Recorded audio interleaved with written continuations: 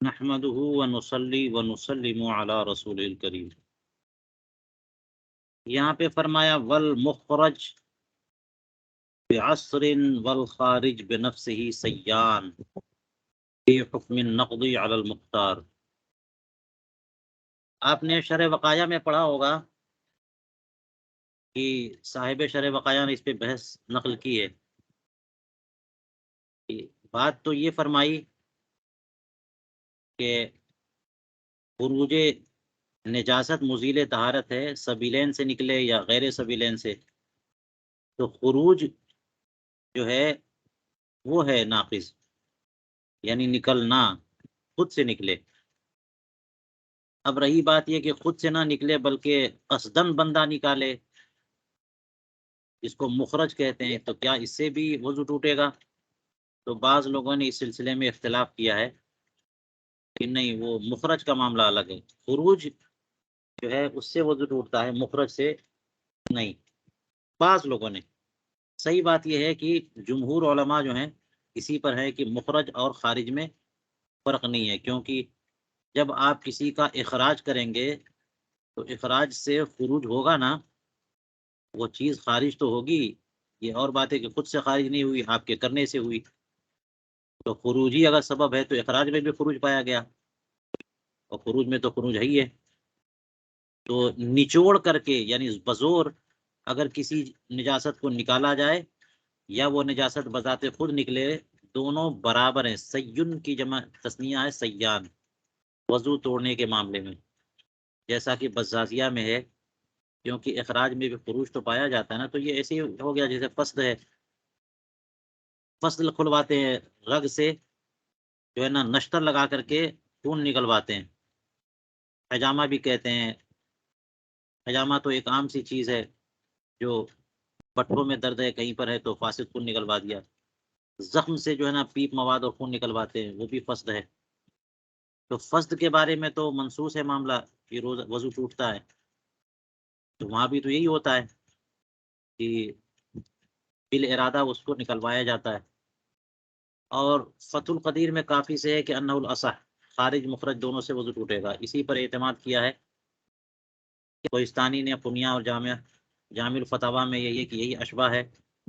اور اشباہ کہہ دینے کا مطلب یہ ہے کہ جو منصوص ہے مذہب میں، اس کے دلائل اس کے دلائل ملتے جلتے ہیں، یعنی منصوص سے مشابہ ہے یہ، اور درایت اور قیاس کے اعتبار سے راجح ہے، تو فتویٰ اسی پر ہوگا.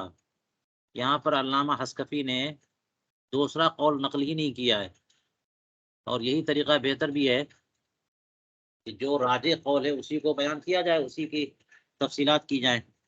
اور جن لوگوں نے مخرج کو الگ کر دیا ہے اس کا ذکر علامہ شامی کریں گے رد المطار میں. تھوڑا اور پڑھیے. مزید نواقض وضو کا ذکر فرماتے وَيَنْقُضُهُ قَيْءٌ مَلَأَ فَاهُ، جو قے اس کے منہ کو بھر دے، یعنی منہ بھر قے، وہ تو وہ ناقض وضو ہے. اور ملء الفم جو ہے نا، اس کی تعریف کیا ہے؟ بِأَنْ يُضْبَطَ بِتَكَلُّفٍ، اور بھی تعریفیں کی گئی ہیں. تو یہ تعریف ہے کہ اس پر بتکلف کنٹرول کیا جا سکے، آسانی سے نہیں. قے ایسی ہے کہ کنٹرول میں نہیں ہے،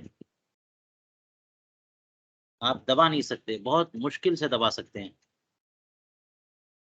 چاہے وہ قے مرہ پت کی ہو، بالکسر یعنی میم کے کسرے کے ساتھ، یعنی پت یعنی صفراوی جو مادہ ہوتا ہے، یا علق بستہ خون ہو. اور علق کہتے ہیں کہ اما العلق النازل من الراس فغیر ناقض، جو بستہ خون سر کی طرف سے آئے گا تو وہ ناقض نہیں ہے، کیونکہ محل نجاست کے اوپر نہیں ہے. اور یہ خود بستہ خون جو ہے نا، یہ خون تو نہیں ہے، دم مسفوح نہیں ہے، جمع ہوا خون ہے، یہ ناپاک نہیں ہے، تو خروج نجاست کا معاملہ ہوا ہی نہیں. یا پھر کھانے کی قے ہو گئی یا پانی کی قے ہو گئی. اذا وصل الى معدتی، کھانا کھا رہے تھے آپ، معدے میں جا چکا، پانی پی رہے تھے، پیتے پیتے سب پانی معدے میں جا چکا، وہاں سے لوٹا، تو ایسے کھانے اور پانی کی قے جو ہے نا ناقض وضو ہے. وَإِن لَّمْ يَسْتَقِرْ، اگر چاہیے کھانا جو کھایا آپ نے اور پانی جو پیا وہ معدے میں گیا تو، لیکن جانے کے معاً بعد واپس آ گیا، وہاں پہ استقرار نہیں ہوا، تو معدے میں پہنچ جانا ہی اس کی نجاست کے لیے کافی ہے، معدہ محل نجاست ہے۔ اس سے سمجھ میں آیا کہ معدے میں پہنچنے سے پہلے پہلے راستے ہی سے واپس آ گیا تو نجس نہیں کہہ سکتے، وضو نہیں ٹوٹے گا۔ تو یہ جو 4 چیزوں کی قے بتائی ہے، کہتے ہیں یہ قے نجس مغلظ، وہو نجس مغلظ، نجاست غلیظہ ہے، اگرچہ بچے کے منہ سے نکلے، ساعت ارتضاعہ، اسی دوران جبکہ وہ بچہ دودھ پی رہا تھا اسی دوران قے کر دیا، تو بچے کی قے جو دودھ کی ہے نا وہ بھی ناقض وضو ہے، ناپاک ہے، وہ صحیح لمقالت۔ اچھا یہ جو نجاست مغلظہ کہا ہے نا، حالانکہ کھانا کھا رہا ہے بندہ، پانی پی رہا ہے، وہی واپس نکلا، تو نجاست غلیظہ کیسے ہے؟ کیونکہ معدے تک پہنچ چکا وہ، تو نجاست سے اختلاط تو ہو گیا نا، ذکر اور حق بھی۔ وَلَوْ هُوَ فِي الْمُرِيءِ، فِي الْمَرِيءِ،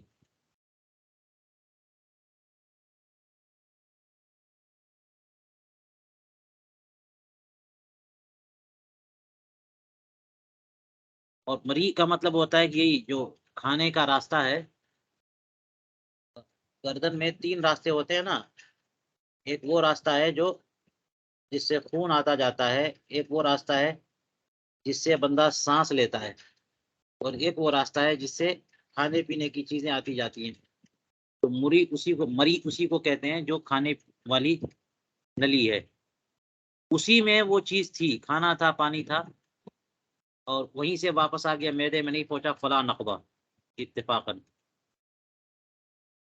جیسے کہ کقیء حیۃ او دود کثیر، حیہ سانپ، اور حیہ سے مراد وہی کیچوا جو ہوتا ہے، کوئی ایسی چیز جو ہے، اور دود کثیر کا کافی تعداد میں کیڑے نکل آئے، تو اس سے بھی وضو نہیں ٹوٹتا ہے، کیونکہ یہ کیچوے یا کیڑا بذات خود یہ ناپاک ہے نہیں، اور معدے میں ہے نہیں، اوپر ہی سے کہیں سے واپس آ گئے، لطہارتی فی نفسی، کمائے فمن نائم، جیسے سونے والا بندہ اس کے منہ سے پانی نکلے، تو نائم کے منہ سے پانی نکلے گا، رال ٹپک رہی ہے، تو یہ طاہر ہے، مطلقاً بھی یفتہ، یہ تو ایسے ہی ہے نا کہ وہ رال ٹپک رہی ہے، وہ راستے ہی میں منہ میں سے نکلی، معدے سے نہیں ہے، معدے سے اگر وہ چیز نکلتی تو معدے سے چیز نیچے جاتی ہے نا، اوپر نہیں آتی، اوپر آئے گی تو پھر کنٹرول نہیں کر سکتے، اور جب کنٹرول نہیں رکھ سکتے تو اس کا مطلب یہ ہوا کہ وہ مل الفم ہے، وہ منہ بھر کے، تو پھر تو نجس ہے۔ بخلاف مائی فم المیت، برخلاف میت کے منہ کا پانی، وہ ناپاک ہے، کیونکہ فإنہ نجس، یا تو فإنہ سے مراد وہ پانی نجس ہے، یا پھر میت نجس ہے، تو میت چونکہ نجس ہے اس کی ساری چیز نجس مانی جاتی ہے، اسی لیے غسل دیتے ہیں۔ کقیء عین خمر، جیسے کہ عین خمر کی قے، یہ ناپاک ہے، کسی نے شراب پی لی اور وہ معدے میں نہیں پہنچی تھی اور اوپر ہی اوپر سے واپس آ گئی، تو کیا پاکی کہتے، اسے پاک کہہ دیں گے؟ شراب تو پہلے سے ہی ناپاک ہے نا، کسی نے شراب پی لی معاذ اللہ، اور معدے سے میں پہنچنے سے پہلے پہلے اسے لوٹا دیا، باہر نکلا، قے کر دیا، تو اس سے نجاست تو ختم نہیں ہو جائے گی، تو جیسے میت کے منہ کا پانی اور عین خمر کی قے، اور اسی طرح سے بول کی قے، مثال کے طور پر کوئی حالت احتیاج میں جان بچانے کی پوزیشن آ گئی تھی، حالت اضطرار ہے، ایک قطرہ اگر پانی نہیں ملے گا تو جان چلی جائے گی، اسے کچھ نہیں ملا سوائے خمر کے یا پیشاب کے، تو اس نے اسے ایک گھونٹ لیا، لیکن معدے میں پہنچنے سے پہلے پہلے اسے واپس کر دیا، یعنی کلی قے ہو گئی، تو وہ چیز اصلاً ناپاک تھی، منہ سے نکلی تو ناپاک ہی ہے، معدے میں پہنچنے کی وجہ سے نہیں، اصلاً ناپاک ہے۔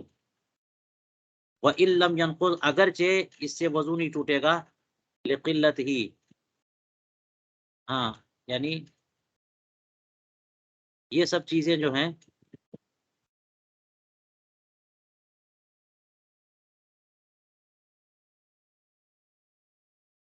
عین خمر اور بول یہ بہت کم مقدار میں ہونے کی وجہ سے ان سے وضو نہیں ٹوٹے گا. اور یہ وجہ ہو سکتی ہے کہ یہ تو باہر کی چیز ہے، باہر کی چیز منہ میں گئی اور باہر نکل آئی، اندر سے وہ چیز باہر تو نہیں آئی. لنجاستہ بالاصالۃ لا بال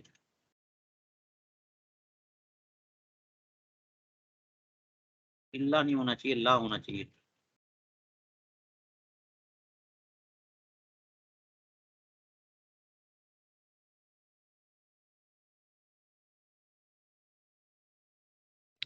جی حضور میرے پاس لا ہی ہے، لا بالمجاورت.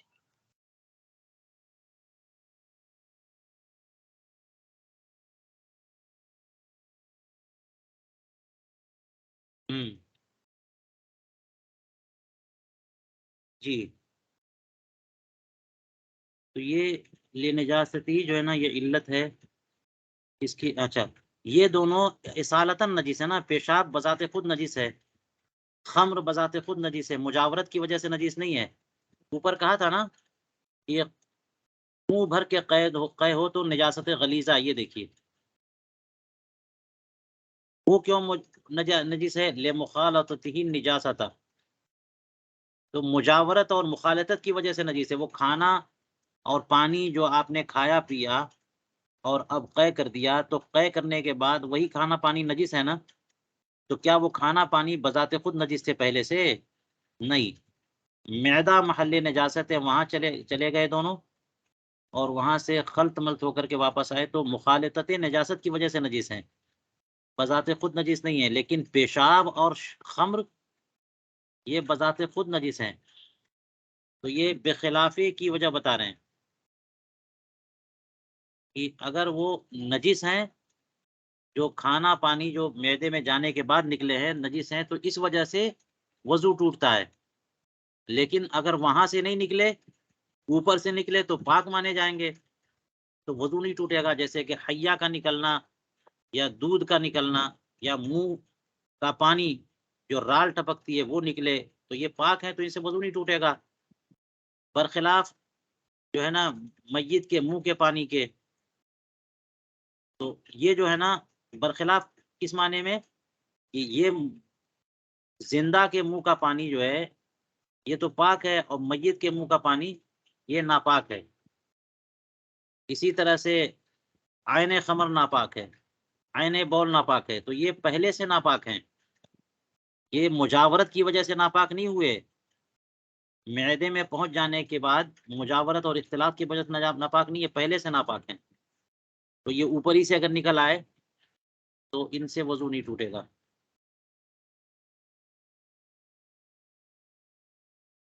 تو یہ لنجاستی بالاصالہ وجہ ہے خلافے کی. لا ينقضه قيء من بلغم، پہلے بتایا تھا 4 چیزیں اگر ان کی قے ہوتی ہے تو وہ قے ناقض وضو ہے، ملء الفم ہوتی ہے تو. لیکن بلغم کی قے اگر ہو تو وہ ناقض وضو نہیں ہے، اگرچہ منہ بھر کے ہو. اصلہ کہہ دیا نا، بالکل نہیں، یعنی ملء الفم بھی نہیں. علی المعتمد، المعتمد کہنے کا مطلب یہ ہے کہ ایک قول ہے کہ ناقض وضو ہے، لیکن صحیح قول یہ ہے کہ بالکل نہیں ہے. الا المخلوط بطعام، ہاں اگر بلغم کی قے ہوئی ہے اور ساتھ میں کھانا بھی نکل آیا تو دیکھا جائے گا کہ غالب کون ہے. اگر کھانا غالب ہے تو پھر وہ تو مان لیں گے کہ اتنا کھانا ہے کہ وہ بھی منہ بھر قے ہو رہی ہے، تو اس کو منہ بھر مان کے یہ کہہ دیں گے کہ وضو ٹوٹ گیا. ولوث طویا، اور اگر بلغم بھی نکلا اور غلہ بھی نکلا، دونوں برابر برابر ہیں، تو ہر فکل علی حدۃ، تو ہر ایک کا علیحدہ علیحدہ حساب ہوگا. تو یہ دیکھا جائے گا کہ بلغم اتنی ہے کہ بلغم اتنا ہے کہ منہ بھر ہے وہ، تو منہ بھر ہو تب بھی وضو نہیں ٹوٹے گا. اور غلہ بھی اتنا ہے کہ صرف غلہ ہی نکلا ہوتا تو اسے منہ بھر قرار دے سکتے تھے، تو وضو ٹوٹ جائے گا.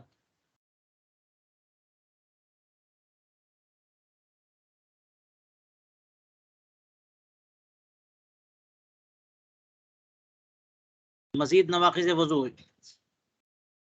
وَيَنْقُضُ دَمٌ مَائِعٌ، من جوفن او فمن، سیال خون جو ہے چاہے پیٹ میں سے نکلے یا منہ میں سے یا کہیں سے، یہ ناقض وضو ہے، جو کہ تھوک پر غالب آ جائے۔ تو تھوک پر غالب آ گیا تو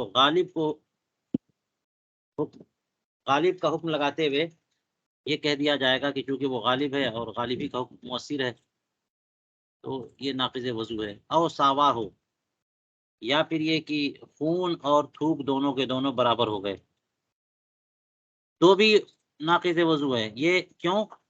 یہاں تو غالب کا حکم نہیں دے سکتے، غالب کو راجع نہیں، یہاں پر احتیاطاً کہ دونوں جب برابر ہیں تو احتیاط کا تقاضا یہ ہے، وضو کے معاملے میں عبادات کا معاملہ ہے نا، احتیاط کا تقاضا یہ ہے کہ وضو ٹوٹا ہوا وضو کا ناقض مانا جائے اور وضو کر لیا جائے۔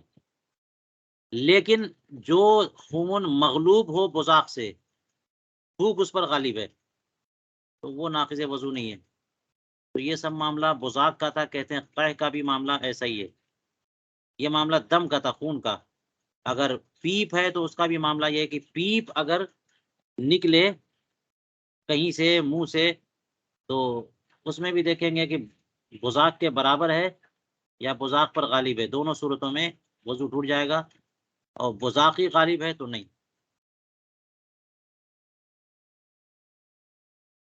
والاختلاط بالمخاط کالبزاق، یہی معاملہ اختلاط کا ہے، جیسے کہ ابھی آپ نے پڑھا کہ بزاق سے اختلاط، خون کا اختلاط کس سے؟ تھوک سے، لعاب سے، اور مخاط وہ لعاب وہ ہے، رطوبت ہے جو ناک سے نکلتی ہے، جو ناک سے رطوبت نکلتی ہے وہ مخاط ہے۔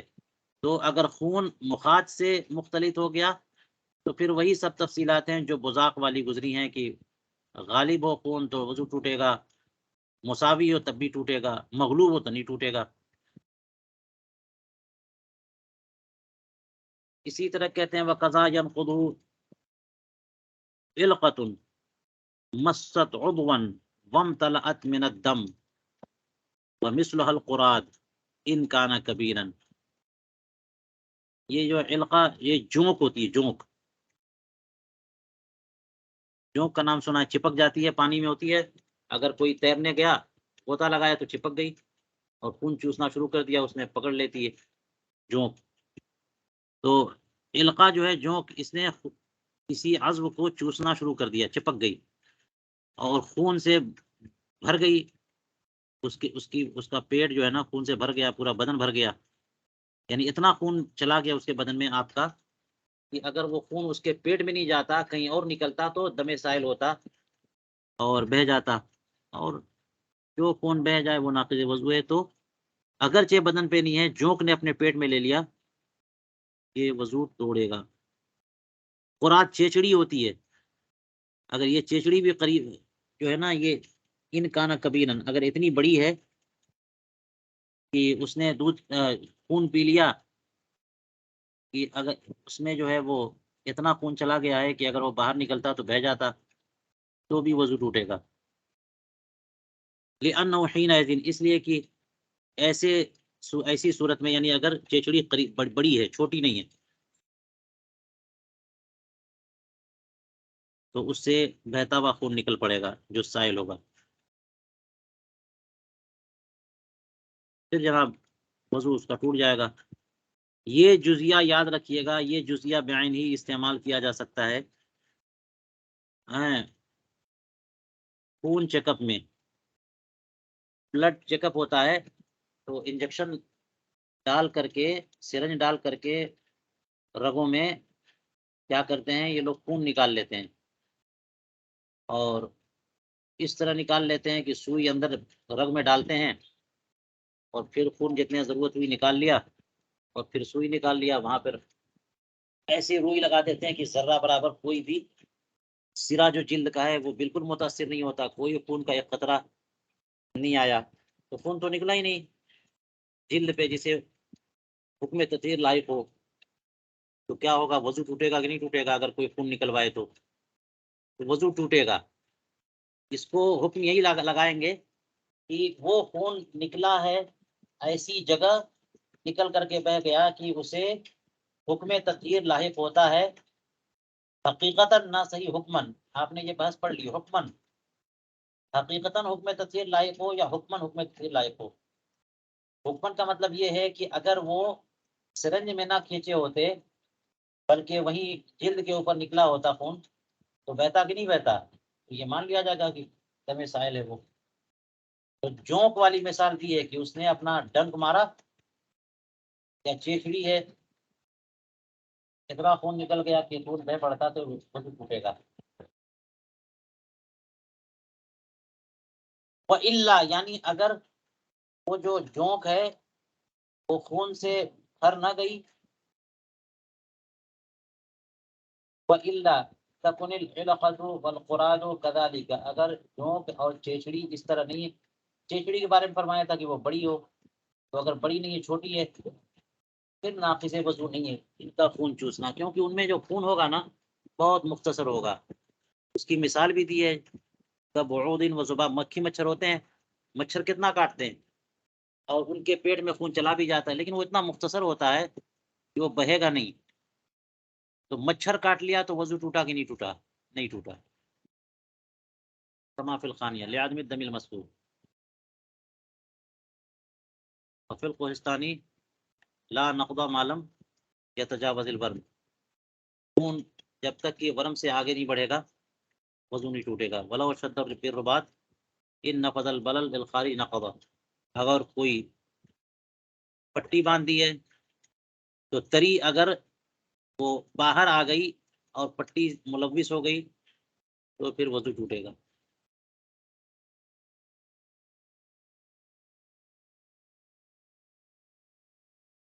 وَيُجْمَعُ مُتَفَرَّقُ الْقَيْ، قے کے بارے میں فرمایا نا کہ ملء الفم اگر قے ہے تو وضو ٹوٹے گا، تو اب یہ کہہ رہے ہیں کہ کثیر کا معاملہ یہ ہے کہ اگر تھوڑا بار بار اس نے کیا ہے سب کو جمع کیا جائے تو ملء الفم مان لیا جائے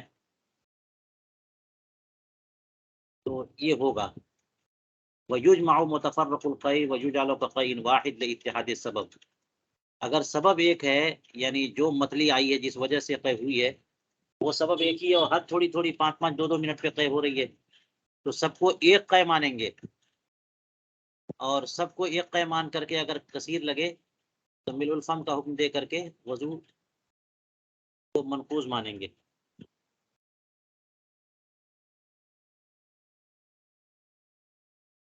سبب کے اتحاد ہونے کی وجہ سے، جیسے غسیان متلی امام محمد کے نزدیک، اور یہی زیادہ صحیح ہے، اس لیے کہ اصل یہی ہے کہ احکام جو ہے نا وہ اسباب کی طرف مضاف منسوب ہوتے ہیں، مگر یہ کہ کہیں مانے ہو تو ٹھیک ہے، اسباب کی طرف منسوب نہیں ہوئے، کما بوسط فی الکافی۔ چلیے یہاں تک۔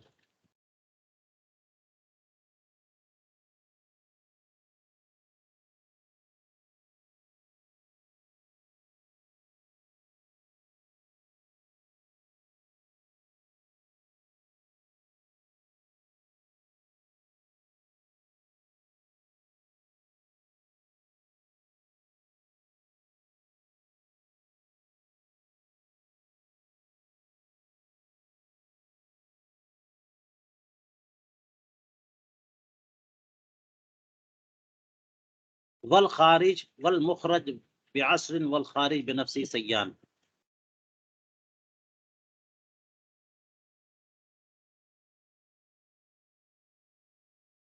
یہ ہے۔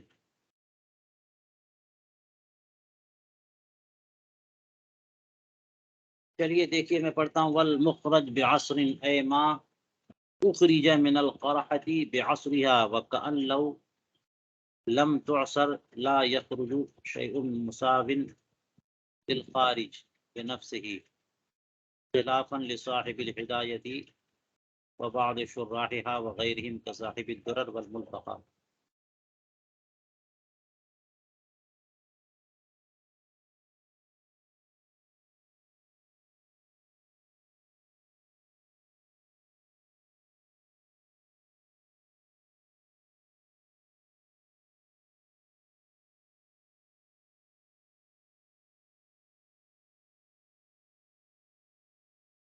یعنی زخم سے نچوڑ کر کے دبا کر کے نجاست پیپ مواد نکالا کہ اگر نہیں دباتے تو کچھ نہ نکلتی، تو یہ مساون للخارج بنفسہ ہی، برابری دونوں کا حکم ہے۔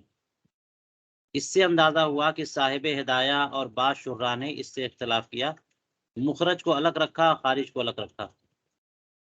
کون کون خلاف جا رہا ہے؟ صاحب ہدایہ، بعض شرح اور صاحب درر اور ملتقا۔ ملتقا والے بھی گئے، امام ابراہیم حلبی۔ سیان یہ سی کی تسنیہ ہے، اسی وجہ سے لفظ سوا کی تسنیہ نہیں لاتے کہ صحیح سے کام چل جاتا ہے۔ کس میں دونوں برابر ہیں؟ وضو توڑنے کے معاملے میں۔ صاحب البزازیہ، اچھا یہ اوپر کہا تھا نا متن میں کہ یہ بزازیہ میں ہے کہ مسلک مختار یہی ہے کہ مخرج اور خارج وضو توڑنے میں برابر ہیں۔ تو ساری بحث جو ہے نا، ساری باتیں بزازیہ سے نقل کر دی انہوں نے۔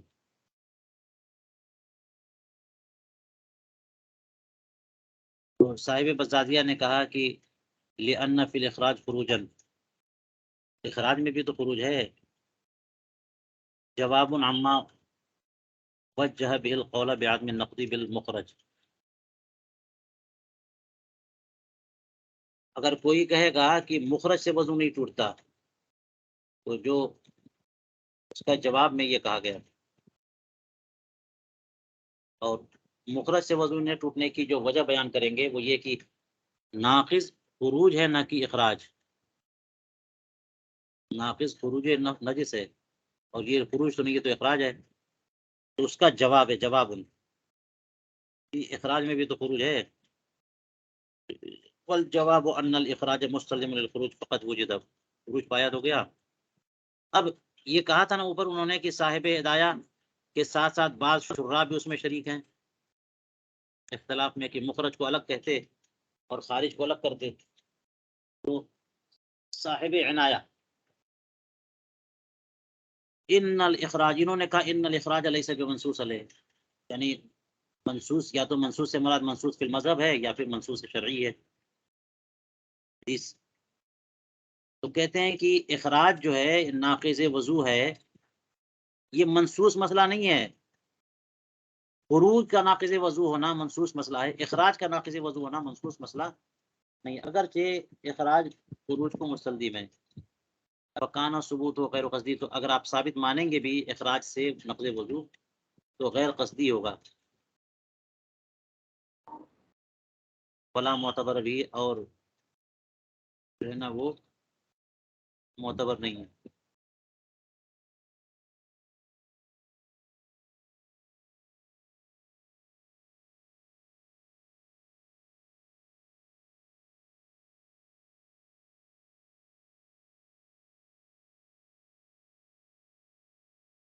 ملحق ہو جائے گا نا منصوص سے، اور منصوص جو ہے وہ خروج ہے۔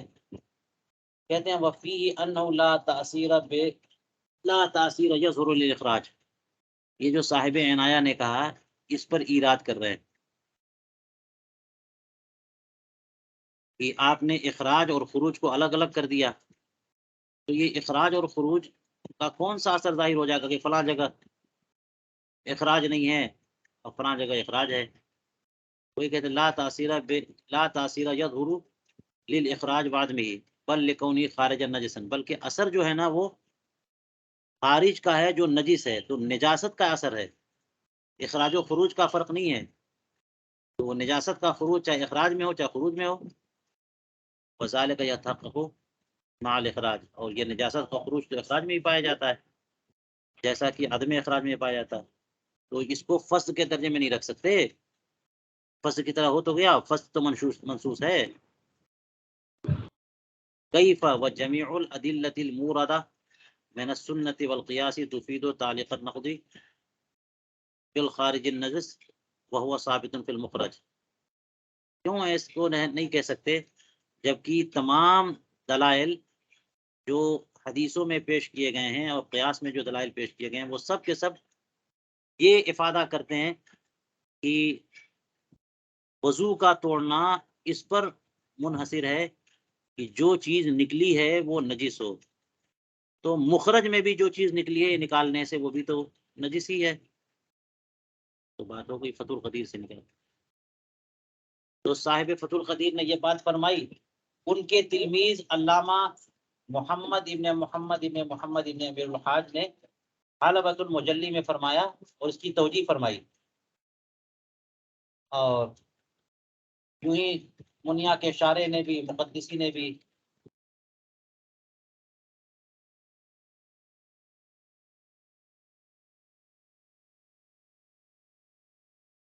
جی۔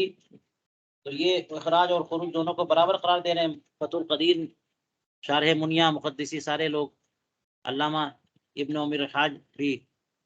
لیکن عنایہ نے جو بات کہی تھی اسے پسند کیا ہے البحر الرائق نے، ورتدى فی البحر ما فی العنایہ۔ ہو سکتا ہے عنایہ سے یہ وہی مراد ہو جو علامہ بابرتی کی عنایہ ہے،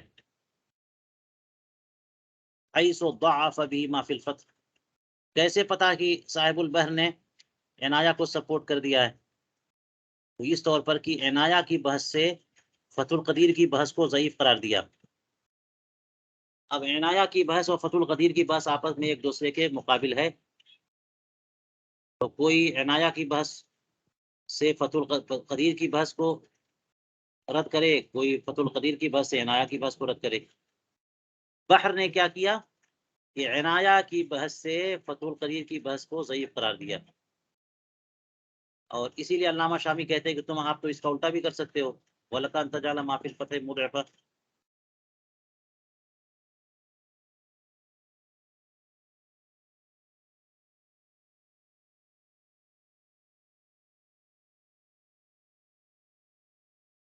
مضاعفاً ہونا چاہیے تھا منصوب۔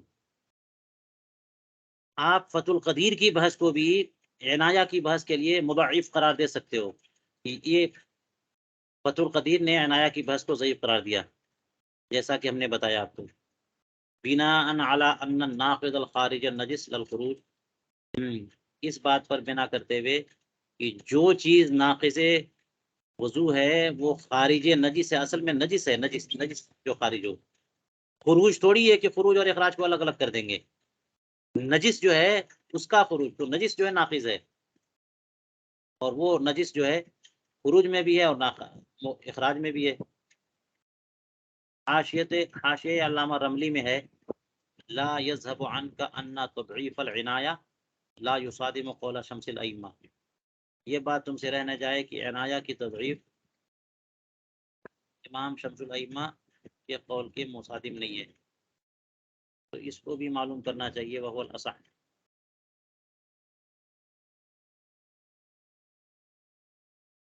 شمس الائمہ جو ہیں وہ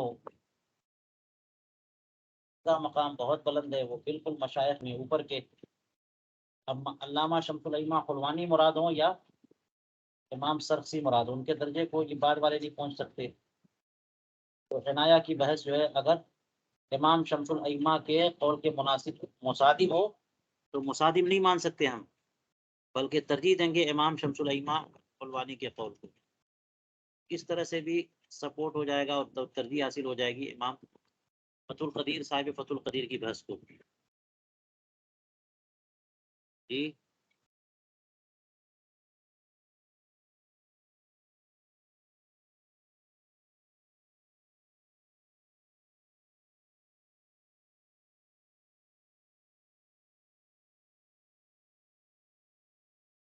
تو یہ فتح القدیر جو ہے نا اسی کے ساتھ ہیں، مخرج اور خارج دونوں برابر چھوڑنے میں۔ تو ایک بحث صاحب عنایہ کی آئی اور اس کی تائید کی ہے بحر نے، اور اوپر ذکر کیا کہ صاحب ہدایہ نے بھی ایسا کہا۔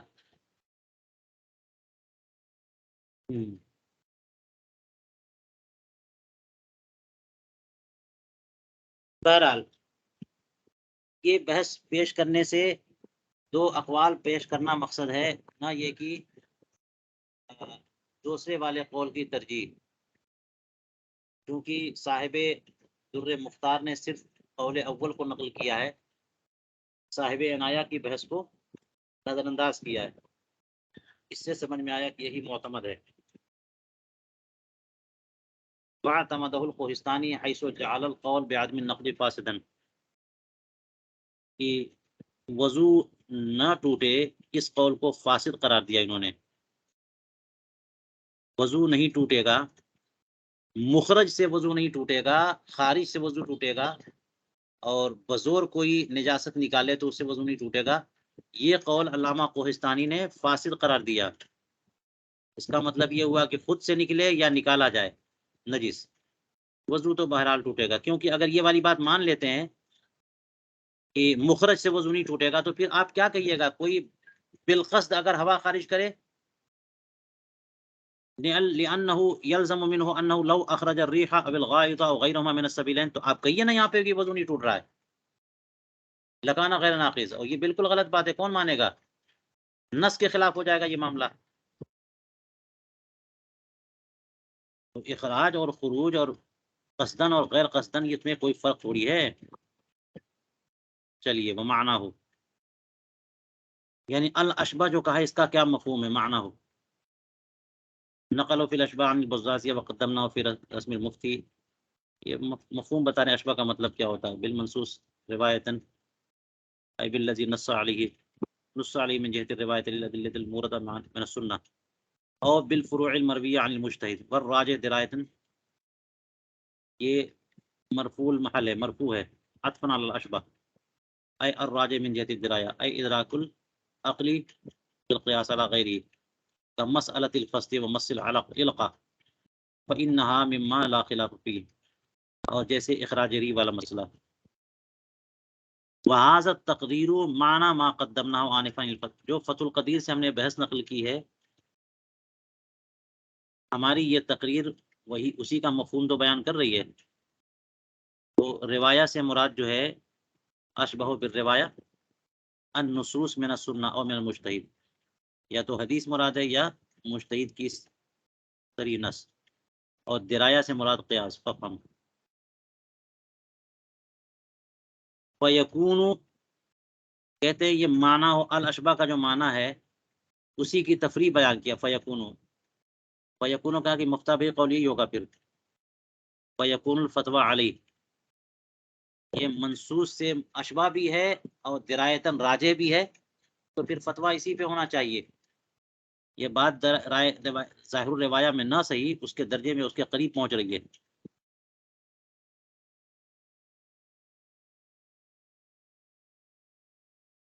اس ہوا من عبارت البزازیہ، اس سے سمجھ میں آیا کہ یہاں سے لے کر کے یہاں تک جو ہے نا عبارت بزازیہ کی ہے.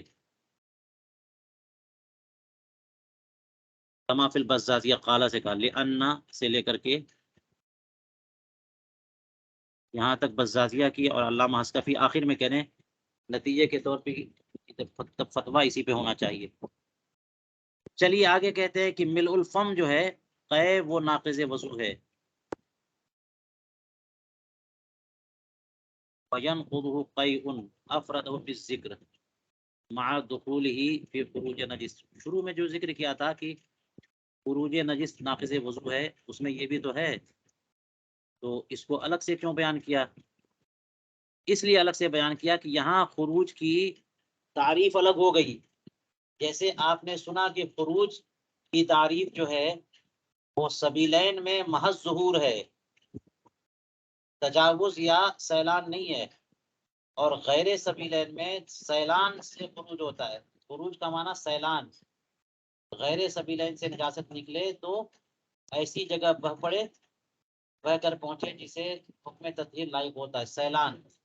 اور منہ سے اگر نجاست نکلے تو اس کی تعریف جو ہے نا، خروج کی تعریف صرف خروج سے خروج نہیں مانیں گے، ملء الفم ہو تب خروج مانیں گے. تو خروج جو ہے نا نجس عین، خروج نجس جو شروع میں بتایا تھا اس کی تعریف الگ ہے، اور قے میں خروج کی تعریف الگ ہے. اس وجہ سے اس کو الگ سے بیان کیا.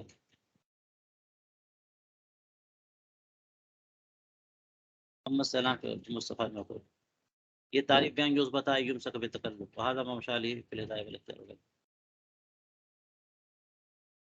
ایک تعریف یہ ہے ملء الفم کی کہ جس کے روکنے پر قدرت نہ ہو. بدائے نے کہا کہ یہی وہ ہے جس پر ابو منصور نے اعتماد کیا، اور حلبۃ المجلی نے کہا کہ اول زیادہ بہتر ہے. ہاں بالکسر، مرہ، مرہ کے بارے میں را کے تشدید کے ساتھ. اور مرہ جو پت ہے نا، جس کو صفرا کہتے ہیں، اخلاط اربعہ میں سے یہ بھی ہے. سودا، صفرا، خون، بلغم، چار چیزیں ہوتی ہیں. سودا، انسان ان چار چیزوں کا مجموعہ ہے. سودا، صفرا، خون، بلغم، وہی مرہ سودا ہے. علق نہیں، علق نہیں، علق. یہ علق، علق تو جونک کو کہتے ہیں. العلق لغتاً دم المنعقد، جمع و خون. یہ جلا و خون مراد ہے. یہ اصل میں جم جاتا ہے نا تو یہ خون نہیں ہے، یہ خون کا اگلا اسٹیج ہے، جب اس کے بعد گوشت بننے والا ہے وہ.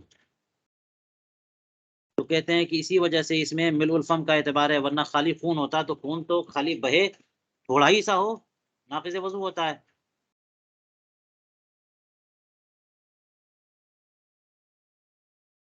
تو فغیر ناقص، اس کے بارے میں کہنے فقیر ناقص، ہاں وہ جمع خون جو سر سے اترے.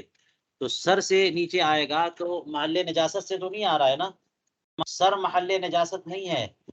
اور یہ علق جو ہے بستہ خون، یہ خون ہے نہیں، دم سائل ہے نہیں کہ یہ مان لیا جائے کہ خروج نجاست ہو گیا. تو یہ ناقض وضو نہیں ہے.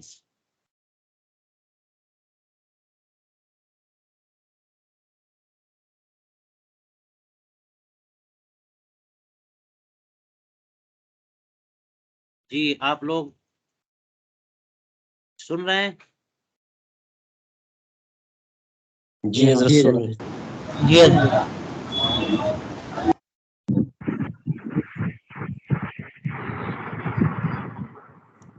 اخی چلپی، اخی چلپی جو ہے نا، یہ ایک بھائی ان کے حسن چلپی بھی ہیں، انہیں کو شلبی بھی کہہ دیتے ہیں. بغیر ناقص اتفاقا کما فی شرح المنیہ. یہ کبھی کبھی اکثر یہ نا الکبیر کہتے ہیں، یہاں پہ چھوڑ دیا تو پتہ نہیں کبیر ہے یا صغیر ہے، لیکن عموماً کبیر ہی سے لاتے ہیں مسئلہ البیہ.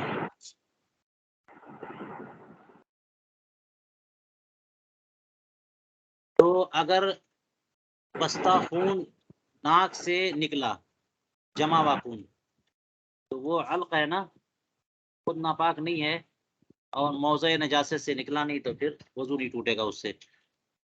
اور حلبۃ المجلی میں ہے کہ ان الظاہرہ ان الکثیر منہ، کہ وہ بستہ خون بھی اگر زیادہ مقدار میں نکلا ہے، اور کثیر سے مراد مل الفم.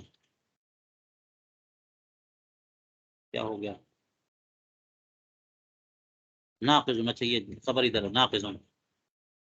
حلبۃ المجلی میں یہ ہے. تو یہ اتفاق کیسے ہوا پھر؟ انہوں نے کہا نا فغیر و ناقض اتفاقاً، اگر اوپر سے آیا ہے تو اتفاقاً ناقض وضو نہیں ہے.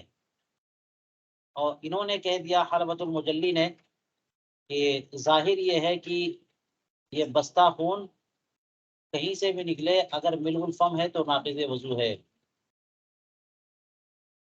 تو علامہ شامی دیکھیے سب باتوں کو ذہن میں رکھتے ہوئے کیا فرما رہے ہیں. والحاصل انہ اما یغن العلق، علق یہ اگر سر سے ہے، یا تو سر سے اترا ہے یا پھر جوف سے، پیٹ سے، اور یا تو بستہ خون ہے یا پھر سائل خون، یہ چار صورتیں ہو سکتی ہیں. تو جو علق جو ہے سر سے اترے، اگر وہ بستہ ہے، جمع ہوا ہے، تو اتفاقاً وضو نہیں ٹوٹے گا، کسی کا اختلاف نہیں ہے. اور اگر وہ دم سائل ہے، بہتا ہوا خون ہے، تو خون اوپر سے ہو، نیچے سے ہو، اگل سے ہو، بغل سے ہو، کہیں سے بھی ہو، خون خون ہے تو ناپاک ہے، وضو ٹوٹے گا اگر بہہ جائے تو. یہ وہ صورت ہے جبکہ اوپر سے اترے. اور اگر نیچے سے چڑھے تو سائد مل جاؤ. اب پھر کہتے ہیں کہ یا تو بستہ خون ہے یا دم مسفوح ہے.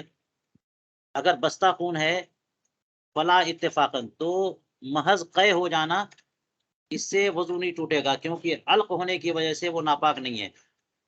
جب تک کہ ملء الفم نہ ہو. ملء الفم ہو تو اس سے پتہ چلے گا کہ وہ معدے سے آیا، اور معدے سے آنے کی وجہ سے اختلاط نجاست کی وجہ سے نجاست کا حکم ہو جائے گا. اور اگر وہ نیچے سے اوپر اترا ہے جوف سے اور سائل یعنی بہتا ہوا ہے، فعنده ينقض مطلقاً، تو امام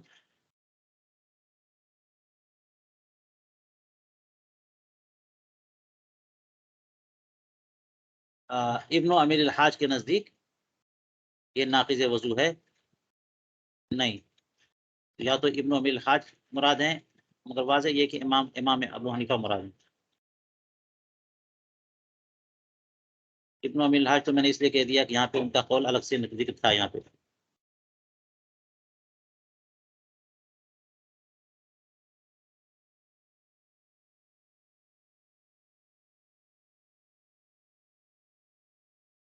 واضح یہ ہے کہ عندہ سے مراد امام ابو حنیفہ ہیں. وعند محمد، اور امام محمد کے نزدیک جو ہے اگر سائل ہے تب بھی، کالا کالا خون ہے اصل خون نہیں ہے، تب بھی وہ ناقض وضو نہیں ہے جب تک کہ ملء الفم نہ ہو. قضا فی المنیہ وشرحہ بتاتا تھا. چلیے علامہ شامی نے ساری صورتیں بتا دیں.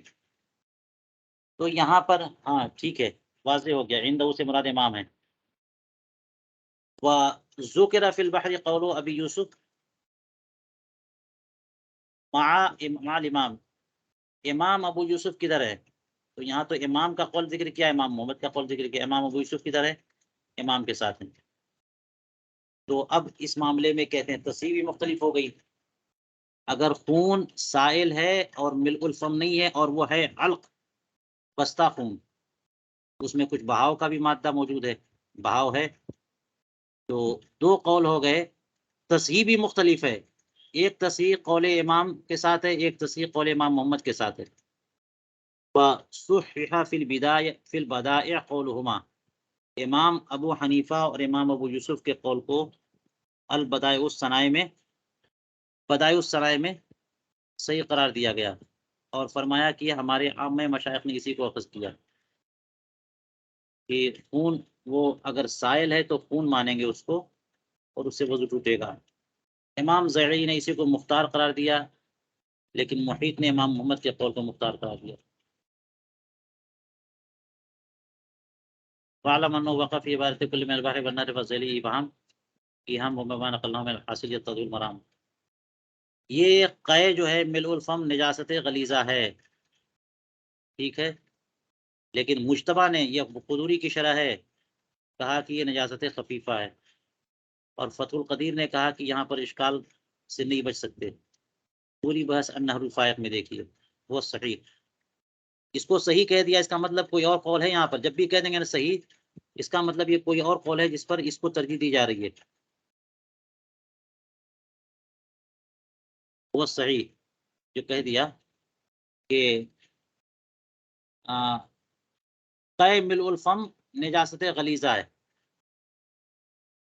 تو اسی لیے کہتے ہیں کہ اس کا مقابل وہ ہے جو مشتبہ میں ہے امام حسن ابن زیاد سے کہ انہ لا ينقض لانہ طاہر.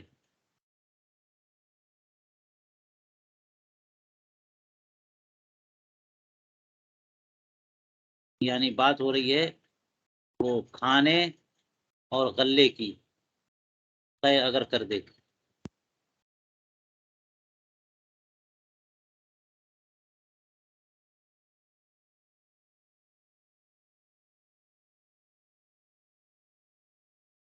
یہاں مجھے بھی کچھ انتشار محسوس ہو رہا ہے علامہ شامی کی بحث میں، کیونکہ ہم نے فتح القدیر میں دیکھا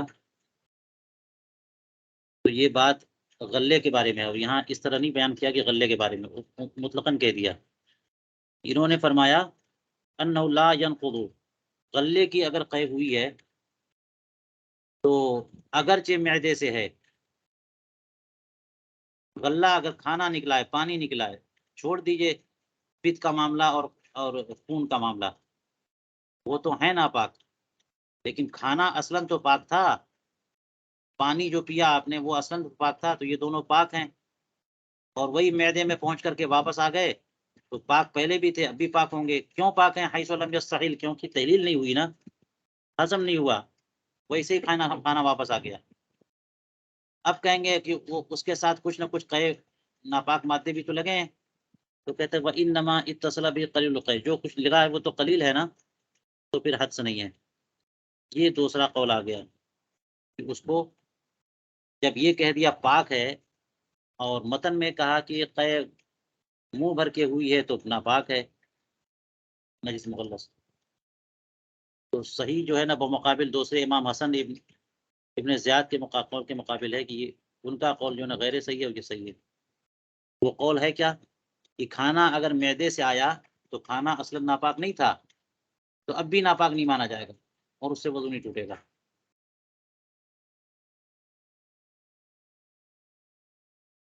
تو فتح القدیر نے کہا کہ ایک قول یہ ہے کہ امام حسن کا قول جو ہے نا یہ مختار ہے، مگر یہ بطور تضعیف قرار دیا. وَنُقِلَ فِي الْبَحْرِ تَصْحِيحُ عَنِ معراج الدرایا وغیرہ میں بھی اس کی تصحیح نقل کی گئی. قول ذکرہ الحلبی فی شرح المنیۃ الکبیر.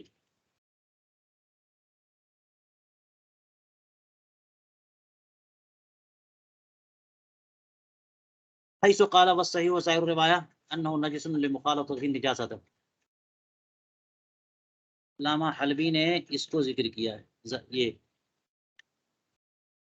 وہ پہلا والا نجاست مغلظہ، کیونکہ علامہ حسکفی نے نجاست خفیفہ والا قول تو ذکر ہی نہیں کیا نا متن میں.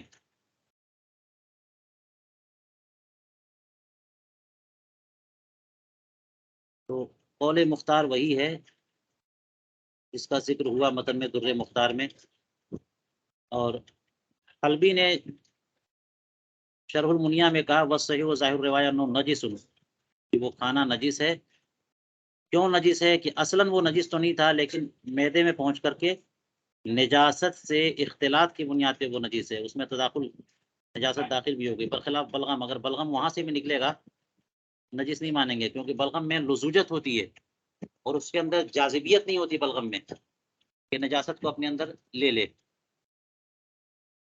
چلیے یہ سب باتیں بتانے کے بعد علامہ شامی کیا کہہ رہے ہیں؟ اقول وحیث صح القولان، دونوں قول کی تصحیح ہوئی نا، اختلاف تصحیح بھی ہو گئی، دونوں قول صحیح قرار دیے گئے. تو یہاں آخر میں جو علامہ حلبی نے کہا کہ ظاہر الروایہ یہ ہے کہ یہ نجس ہے، تو ایک تصحیح کی تائید میں ظاہر الروایہ ہونا یہ بہت بڑی بات ہے، اس لیے ہم اسی کے ساتھ ہو جائیں گے. فرمایا ظاہر الروایہ سے عدول نہیں کیا جائے گا، اسی لیے شارح نے اس پر جزم کیا اور دوسرا قول ذکر ہی نہیں کیا. شارح سے مراد علامہ حسکفی در مختار.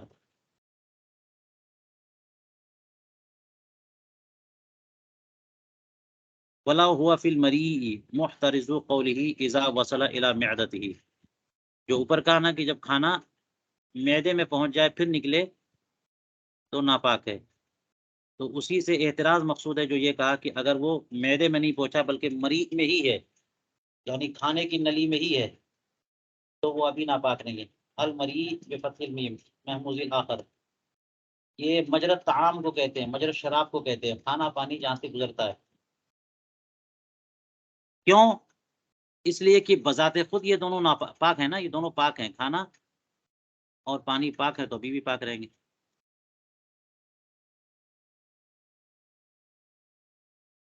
نہیں اس کے بارے میں لطہارتی فی نفسی حیۃ او دود کثیر،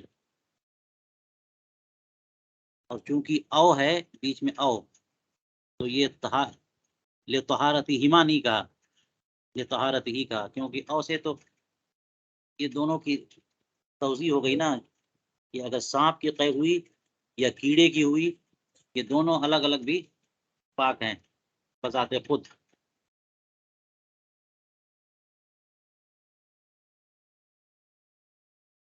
وَيَنبَغِي النَّقْضُ إِذَا مِلَأَ الْفَمُ عَلَى الْقَوْلِ بِنَجَاسَتِهِ، اور اگر منہ بھر کے ان کی قے ہو یہی جو ہے دودھ کی کیڑے کی، تو اس سے وضو ٹوٹے گا اس بنیاد پر، ان کی نجاست کے قول کی بنیاد پر. اور یہ نجاست والا قول تو ہی نہیں، بحر اور نہر کا حوالہ. ولیکن سیاتی فی باب المياه ان الحیۃ البریۃ تفسد الماء اذا ماتت فیہ، یہ بری سانپ جو ہوتا ہے پانی میں مر جائے تو پانی کو فاسد کر دیتا ہے. اس کا تقاضا یہ ہے کہ انا نجستن، ناپاک ہے. فلعل ما ہونا محمول علی ما اذا كانت صغیرۃ، تو ہو سکتا ہے کہ جس حیہ کا ذکر یہاں پر ہے وہ بہت چھوٹا سا ہے کیڑا. بحيث لا يكون لها دم سائل، خون بھی نہ ہو. لأنها حينئذ لا تفسد الماء وتكون طاهرة كالدود في نفسه أي وما عليه قليل. اس کے اوپر جو نجاست ہوگی وہ تو اتنی کم ہوگی کہ اس کو مل الفم کہہ بھی نہیں سکتے مطلقاً، یعنی سر سے اترے یا جوف سے چڑھے، اور منتن ہو، بدبودار ہو یا بدبودار نہ ہو.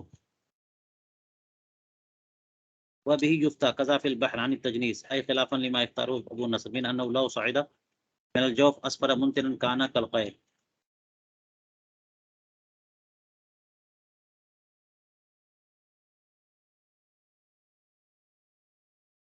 یہ سونے والے کے منہ سے جو رال ٹپک رہی ہے، منہ پانی نکل رہا ہے، وہ اگرچہ بدبودار ہو پھر بھی پاک ہے.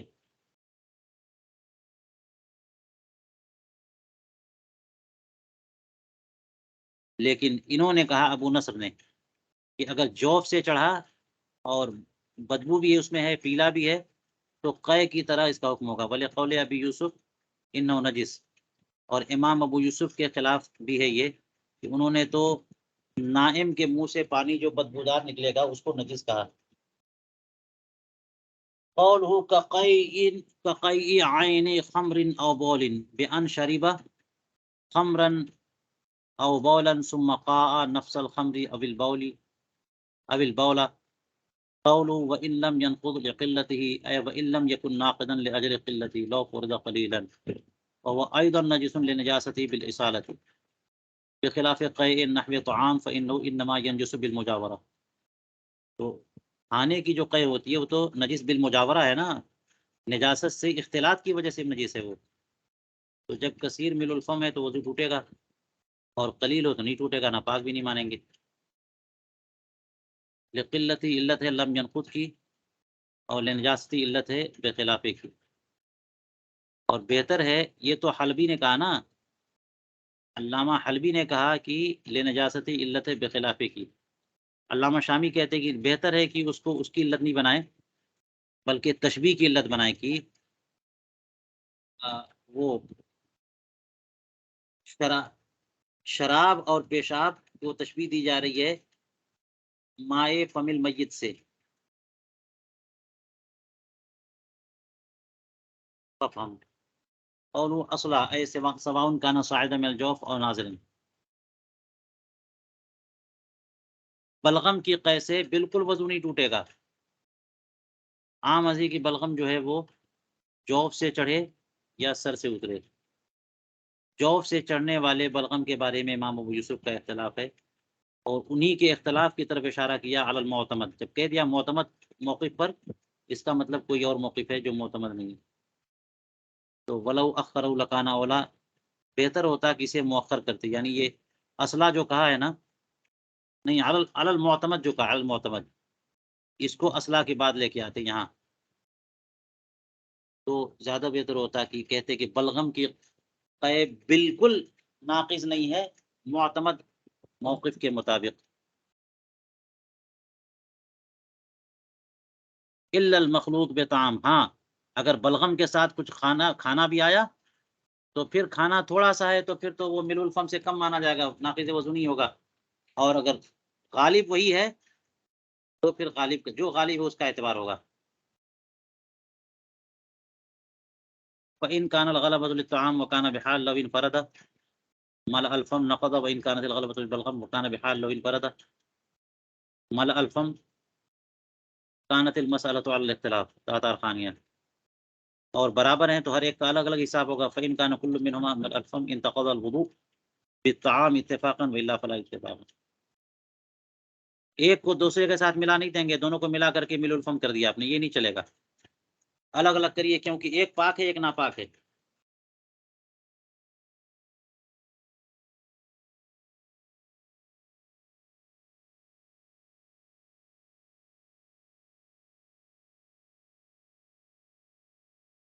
چلیے، خون نکلا منہ سے، اس کی بحث ہم آئندہ اب کریں گے، یہاں سے روک دیتے ہیں.